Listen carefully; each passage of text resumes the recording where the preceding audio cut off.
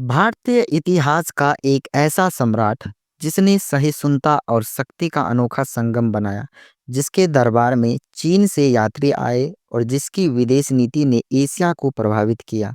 आज बात करेंगे सम्राट हर्षवर्धन की, जिन्होंने 7वीं सदी में उत्तर भारत को एक सूत्र में बांधा। पर क्या वो दक्षिण पर भी राज करना चाहते थे?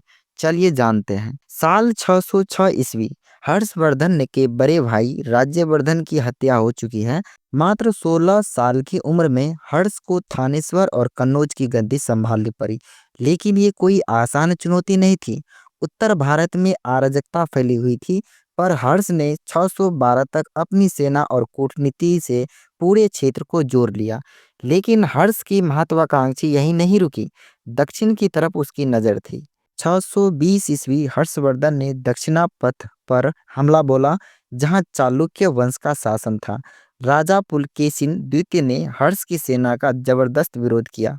कहा जाता है कि नर्मदा नदी के किनारे हुए इस युद्ध में हर्ष को पहली और आखिरी हार मिली।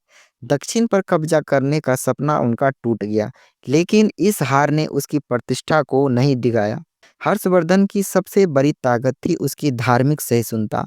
वह शिव भक्त था, लेकिन बौद्ध धर्म को भी संरक्षण देता था। उसने चीन के साथ राजनयिक रिश्ते बनाए और अपने दूत वहां भेजे। चीनी यात्री वेनसांग ने हर्ष के शासनकाल का विस्तृत वर्णन अपने किताबों में किया है। उसने लिखा है कि कैसे हर्ष प्रजा की भलाई के लिए काम करता था, कैसे उसके दरबार में विद्वानों की भीड़ लगी रहती थी। हेनसांग ने हर्ष को उदार और न्यायप्रिय शासक बताया था अपनी किताबों पर। 648 ईस्वी में हर्षवर्धन की मृत्यु के साथ ही भारत एक बार फिर छोटे राज्यों में बट गया। कोई केंद्रीय शक्ति नहीं बची, लेकिन हर्ष ने जो सांस्कृतिक एकता और अंतर्राष्ट्रीय संबंधों की जो नींव रखी थी, वो आगे चलकर भारत के लिए सबसे बड़ी पहचान बनी।